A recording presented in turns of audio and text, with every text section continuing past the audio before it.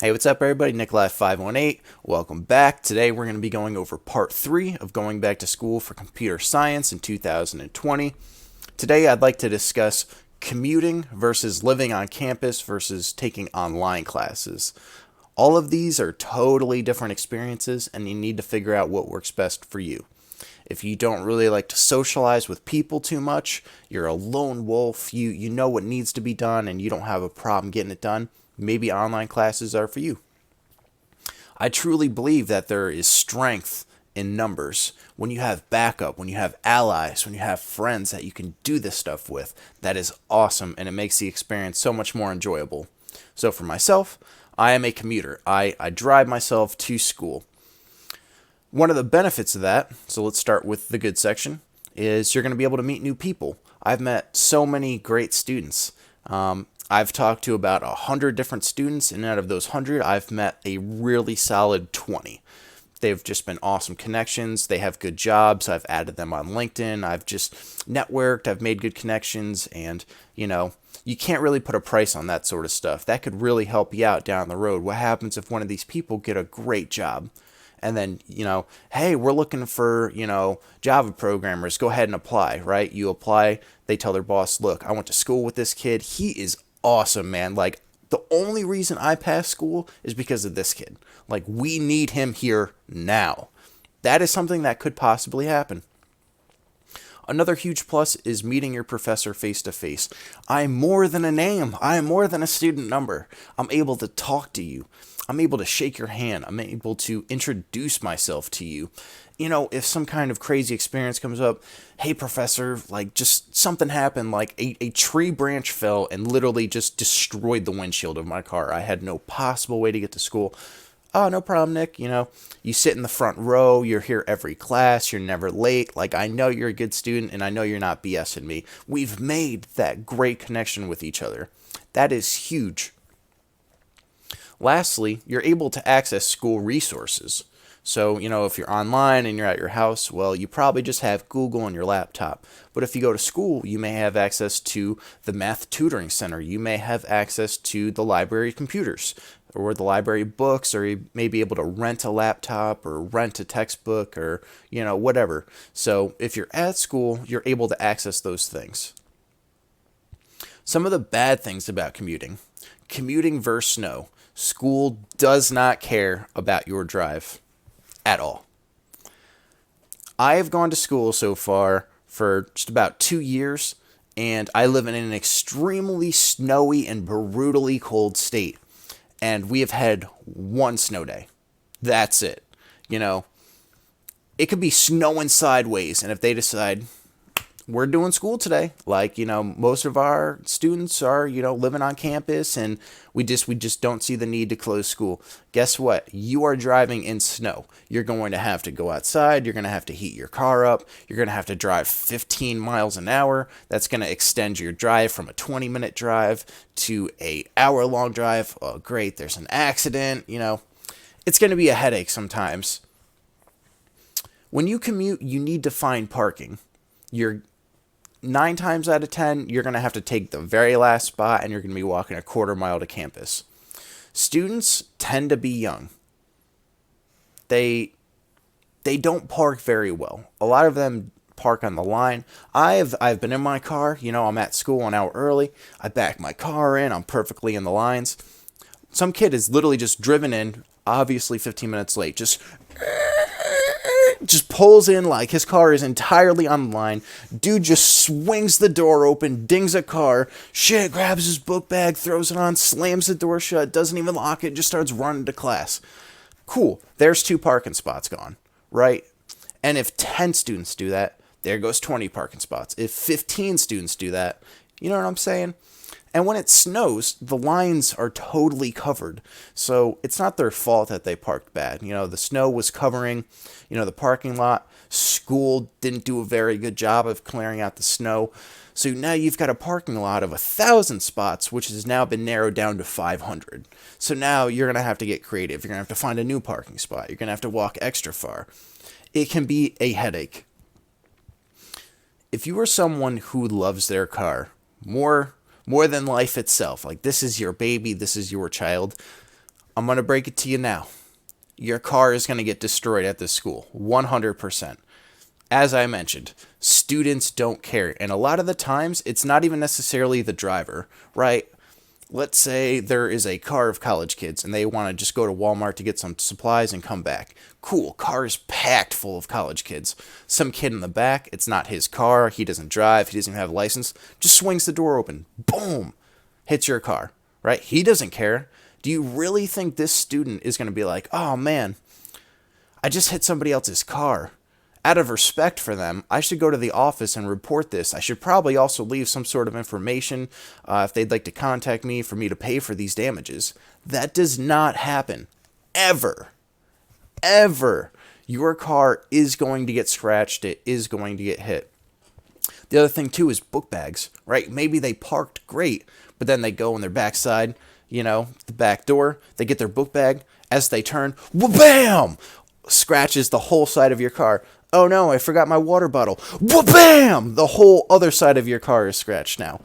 I'm telling you, a lot of these students do not have common respect for other students. They just don't care. They're in their own world. They're still very young. They're 18, 19, 20 years old. They just haven't matured yet. And that's something you're going to have to deal with. There's going to be knuckleheads. Sometimes people are literally going to park horizontally and take up 3 spots just because they're a troll, right? The only thing you can do is just report it to the school. That's really it. Try not to get mad about it, but just mentally prepare yourself for that. If you love your car, park as far away as possible and just do the long walk. And as I mentioned, the snow, you're going to be dealing with the elements. There's been some days, the weatherman's like, wind chill at 47 miles an hour. Weather is 3 degrees, feels like negative 420. It's like, dude, this is insane. Like, I am frozen solid. I am literally like hypothermic trying to get to my classes. It is crazy. You're going to have to, if you live in a state that's cold, you're going to be dealing with that. If you live somewhere nice, California, wherever, probably not as much of an issue, but these are things to consider. Living on campus, extremely easy to get to classes. If my class is at 9, up at 7, getting ready, leaving at 8, I'm there at 8:30. I'm to that classroom before the previous class even ends. I am waiting outside that door. People are coming out. Cool, let everybody come out. Great, the classroom is empty. I'm first one in. If you live on campus, that's not really an issue for you. You can wake up 30 minutes prior to class, roll out of bed, go in your pajamas. Not really, much of an issue for you. There is really no reason to be late for class if you live on campus. As I said, you live here. That's like being late for breakfast. Dude, you live upstairs. How are you late? I woke up 2 hours prior to this, so that's a huge benefit for you. Weather does affect you, but not as much as a commuter. You don't need to worry about parking. You can simply just walk to class right from your dorm room. It's easy to access late club meetings.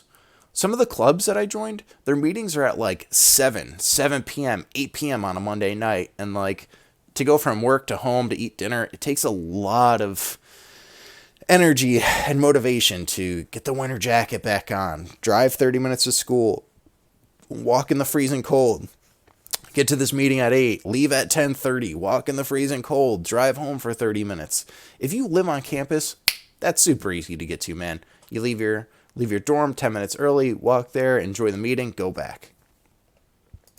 Again, easy to access school events or speeches.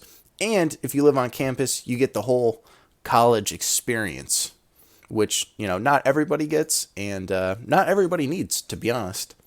I wouldn't say I really had a college experience, but I did travel a lot and, I had my own apartment, which kind of gave me somewhat of my own college experience. Bad things about living on campus. You possibly can't have a car for the first year or 2 years, so if you do need groceries or something, you're going to have to rely on a friend or maybe Uber. Very tiny rooms. I was honestly shocked when some of my friends showed me their dorm rooms. It is like my room, I sleep here. Now imagine if 3 people need to sleep here. Too much for me, man. I'm 6'2", 200 pounds. I need space. I need space to move around. I need privacy. You know, I don't think I could do the dorm lives. You're going to want to check out the dorms. You're going to want to see if, if that's something you're going to be able to do. Are you more of a private person? Is it going to bug you if you're trying to sleep and your roommate's watching StarCraft full volume on his phone? Yeah, get him, Maru, get him. Just losing it. Like, that may drive you crazy. One of my friends literally says as she's trying to sleep, her roommate will put on a light and try to read and just shines it towards her. They literally hate each other. Like, that could possibly happen. You could have a terrible roommate. Public bathrooms and showers. You are at the mercy of this school. Try to think of responsible 18-year-olds.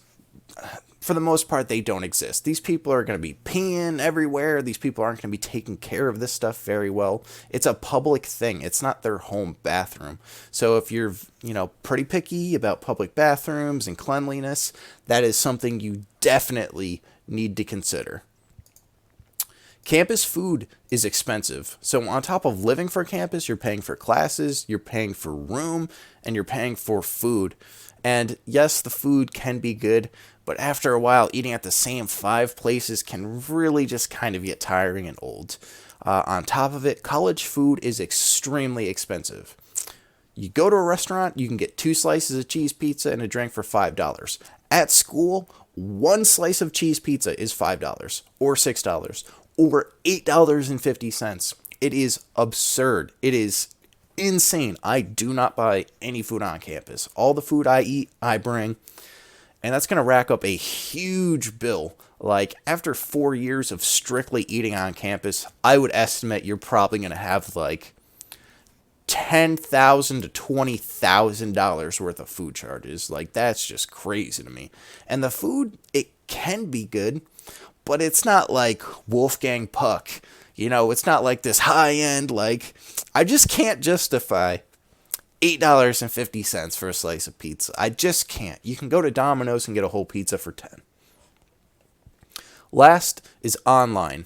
What's good is no need to travel. If it snows, if it's a tornado, if it's a tsunami, cool. Stay home. You can do your stuff in your pajamas. You got your dog on your lap. Pet your dog. Do your homework. Whatever. You're on your own schedule. The bad part about that is you're mostly entirely on your own. Sometimes online classes have discussion boards, or it'll be mandatory, like, you have to post 2 questions to the discussion board every week, and you have to respond to 2 questions on the discussion board every week. And that's great, but, like, you're not making these face-to-face connections. I would just find it very, very hard to make a true friendship or relationship over an online discussion board. When I go to school, I am face-to-face with David, Mike, Cassandra, Emma. We're all friends. We know each other. Good vibes, good behavior, all this good stuff. That helps me. It's a group. It's a unit. We're able to, form up, get a game plan together, and accomplish this goal. When you're online, it's mostly just going to be you, and when I'm here in my room, there are distractions. I've got my laptop over there. I've got, StarCraft over here. I got YouTube up over here. When I go to school, I am in the environment to learn. You are a product of your environment. That helps me learn, to sit in the front row, to do those things, to put in the effort of driving and being there. Like, I just put in a ton of effort to be here. So I am going to focus. When you're at home, it may be, just woke up, I'll just put on some Twitch, try to knock out, maybe I'll read a couple pages, maybe I'll try to do something, eat some lunch, whatever. Like, you're probably not going to get a whole bunch done. Oh, mailman's at your house, your dog's freaking out, who's outside? Oh, your uncle showed up. So many different distractions. And lastly, what's kind of scary is, with online classes, I feel like you are just another student. You're just another student number on that thing. You're not going to have that professor relationship. I could be wrong. Maybe you email them every day and you guys have a great relationship, but I highly doubt it. So if something does go wrong, or if you do miss an assignment or something like that, your professor may just be like, hey dude, the syllabus is online, If you read it like you were supposed to, you know I don't do exceptions, and it is what it is, man. Like, you missed it. Sorry, it's a 0. That's it. Done deal. Nothing you can do about it. You know, and that stinks. I don't really like that. That's why I don't do online classes. I've never really done online classes. I'm more of I want to go there, I want to socialize, I want to introduce myself to students, I want to introduce myself to my professor. These are all things you need to consider. There is absolutely nothing wrong with online classes, especially if you work full time. If you work full time, you just want to go back home later and just knock out a little bit of your homework and then, go to bed, totally fine. Online classes work for some people. I have one friend who never stepped foot on campus. Did 2 years totally online, loved it. Said, his professors would always just have all the work ahead of time and it just needed to be done by Sunday. So he'd get it done on Monday and Tuesday, relax the rest of the week. These are things you need to think about. In my opinion, I'm going to recommend either probably commuting to school because you can live at home. You can still have, hit the grocery store, get some cheaper food, and you're really only paying for the expense of school. Whereas living on campus, you may be paying a lot for a small room. You may be paying a lot for average food. Is it really going to be worth it at the end of this road? Do you really want $120,000 worth of debt? Whereas, you could have just stayed home, got some cold cuts, made your own sandwiches, stuff like that, and you only end up with 50. Definitely something to consider. I hope you guys found this helpful, and I will see you next time.